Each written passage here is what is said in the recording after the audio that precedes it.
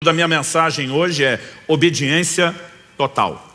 E quero usar essa expressão obediência total, porque muitas vezes nós relativizamos a obediência. E essa é uma forma como acabamos nos enganando, né? Porque obedecemos numa área, acreditamos que desobedecer na outra se compensa, porque muitas vezes temos uma aparência de obediência, achamos que está tudo bem. E eu quero te mostrar, né, algumas verdades bíblicas. A primeira delas é que obediência aparente é desobediência.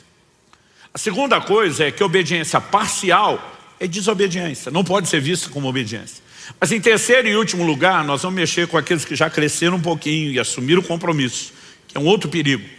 É quando deixamos a desobediência, entendemos a obediência, mas podemos migrar para uma coisa perigosa que eu vou chamar de o orgulho da obediência, que é algo, como veremos, contraditório em si mesmo. Em primeiro lugar, vamos falar da obediência aparente.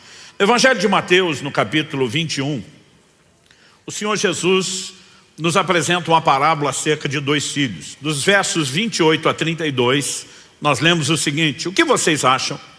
Um homem tinha dois filhos.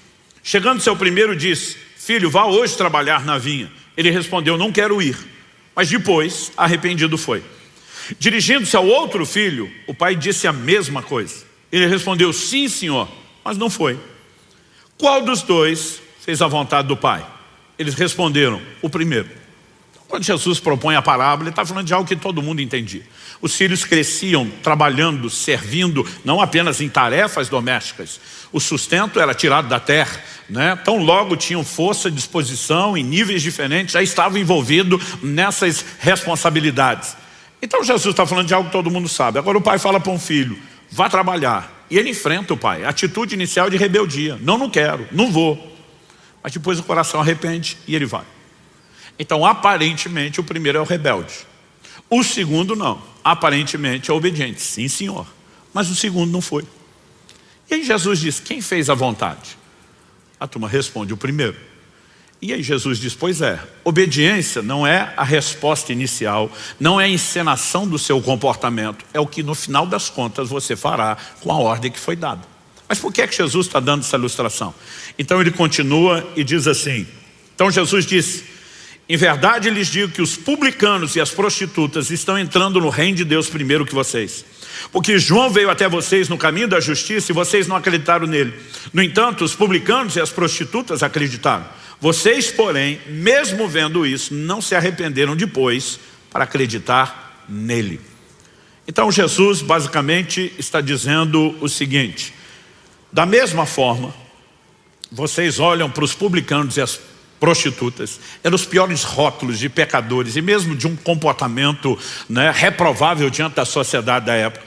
Ele diz: eles vão entrar primeiro do que vocês no reino. Por quê? Eles são aqueles, quando a mensagem de Deus chega, eles dizem: não quero. Não quero obedecer, não quero submeter, quero fazer minha vontade, quero pecar, quero aproveitar, não quero. Mas em algum momento, quando existe arrependimento e sujeição, eles acabam fazendo o que Deus esperava.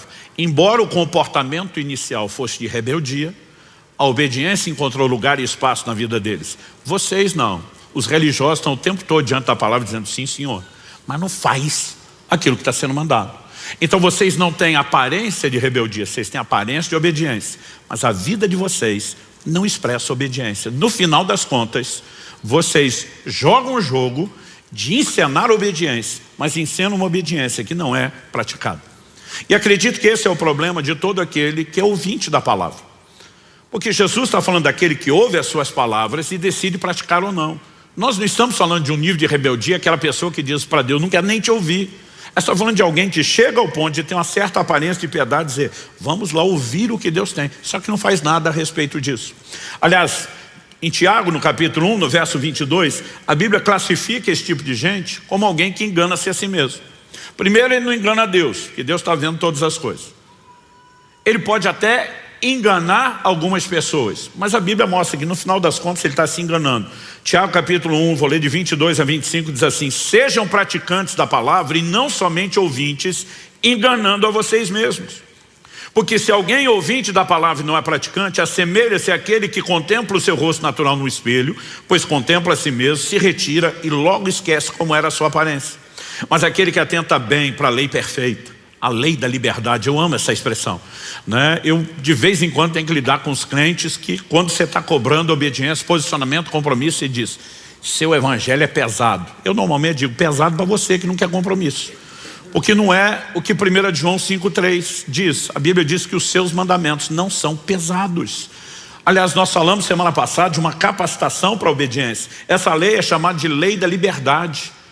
Porque liberdade não é aquilo que você quer para fazer o que gostaria e quebrar sua cara. Liberdade é entrar no lugar em Deus, onde você preserva o relacionamento com Ele, onde você vive as bênçãos que são resultantes da obediência empoderada por Ele, e ainda assim, não apenas vive a alegria circunstancial do resultado, mas a essência do cumprimento do propósito.